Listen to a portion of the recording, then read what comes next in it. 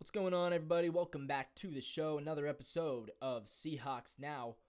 Some interesting news to talk about today. It is Monday morning. Micah Parsons has still not been paid by the Dallas Cowboys.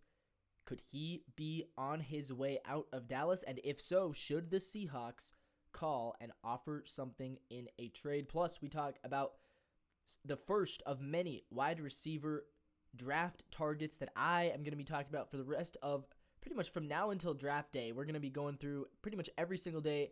We're going to be going through somebody who I think the Seahawks should consider drafting. And we talk about the vision, right? There is an ESPN analyst out there right now who is insulting the Seahawks vision. And he says the Seahawks don't have a vision.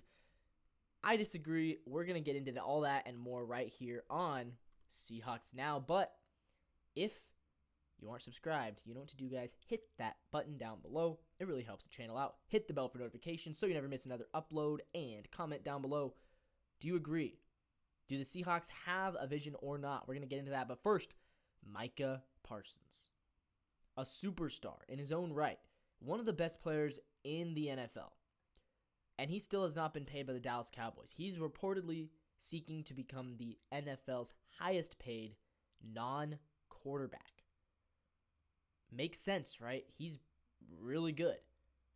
In fact, probably is deserving of being the NFL's highest paid non-quarterback, considering his age plus what he's already brought to the table so far. I don't know if I would call him the best defensive player in the NFL, because I think TJ Watt exists, right? Myles Garrett exists. Nick Bosa exists. So I think that it's not just his title to claim.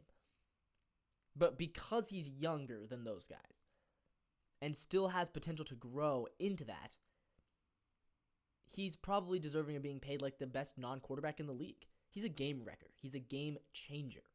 And he's been that for Dallas the whole time he's been there. There are rumors dwindling that they do not agree on the price point.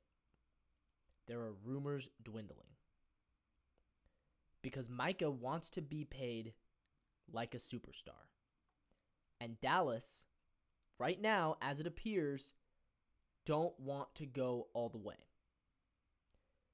And there's an opportunity here. I'm telling you guys, there is an opportunity here for Seattle. Now, I don't know if that means that they are going to really go for it here. But right now, Micah Parsons has not been traded or paid. If Seattle was to call and offer, let's say, a first and a second, would that be enough? We just saved a ton of money getting rid of DK Metcalf, getting rid of Geno Smith. We might be able to afford to pay Micah Parsons what he wants. And if we can, we got to seriously consider that. I already love the Seahawks defense as it is. I love the guys we have right now.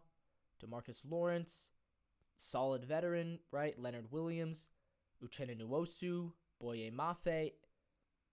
I like the guys that we have. I do. Byron Murphy in there. But we still don't have that game wrecker guy. Micah Parsons can be that guy. If we brought in Micah Parsons, I think you could lay claim to the best defense in the league. And obviously we have to prove it on the field. But the talent that we would have then, Witherspoon at cornerback, Parsons at linebacker, and a combination of Big Cat Williams and Byron Murphy on the line, we might have the most talented defense in the league if you bring in Micah Parsons. And again, it's like, why did we save all that money? And we clearly we're still not paying offensive linemen, so we might as well just go all in on the defense. I would call Seattle and offer something for Micah. And he is, again, I don't love trading away first round picks. I think first round picks are very important to the team's future success. For Micah Parsons, you trade the first round pick. You do. It's Micah Parsons. You trade that first round pick in an instant for him. But let's talk about a wide receiver that I think the Seahawks could really be interested in, Jayden Higgins out of Arizona. Jayden Higgins, I think, could be a really solid option. I think he's being projected right now for a second-round pick. I would love to see the Seahawks scoop up Jayden Higgins. 1,183 yards last year, 87 receptions, 9 touchdowns, 13.6 yards per reception, 91 yards per game. I think Jayden Higgins, what excites me is he did that as the wide receiver 2 for his team. So he's not the guy who wants to be in the spotlight. So I don't think he would get mad over being your wide receiver 3. I think he would actually thrive there. Last year, he was given a total score at the NFL Combine of 6.31. He will eventually be a plus starter, they say. He's 6'4", 33 1/8 of an inch arms, 214 pounds, out of South Miami, Florida. Love the idea of bringing in Jayden Higgins. I do. Let's talk about some strengths and weaknesses here. And in fact, he did not go to Arizona. He went to Iowa State. So I'm very sorry. He went to Iowa State. I got confused by the jersey there. He went to Iowa State. Transferred from Eastern Kentucky. Strengths: big-bodied wideout with a wingspan over 6'7". Purposeful drive phase disguises comebacks and stops. He runs routes and smooth strides and good balance. Effective use of size to physically separate at breaks. Big-time talent to track and position himself on deep balls and fades. Completes for each catch, using focus and hand strength to win. Here's his weaknesses. It says he has no second gear to prevent corners from closing distance. Finds himself in a high number of contested catches. Below average run after catch talent in smaller spaces. So I think the second gear is the biggest thing there. But if he could develop that, which I think he could be really, really good. I'd love to see Jayden Higgins in a Seattle uniform. All right, guys, moving on. Here's my biggest gripe of the day. ESPN analyst asking what is the Seahawks' vision for the future. According to Ben Solak at ESPN, Seattle took a step back in free agency. That's what Ben Solak thinks. He's an ESPN analyst. Here's what he said. He said they downgraded at quarterback and shipped impactful receiver DK Metcalf. He says it's not likely that Darnold will match his 2024 output. They have also not addressed their offensive line. They spent big money on an aging edge rusher who's coming off a foot injury. He says, I don't see the vision. Yeah, I really have to disagree. I think the vision was very simple. The vision was Geno Smith and DK Metcalf wanted out. They didn't want to stay in Seattle.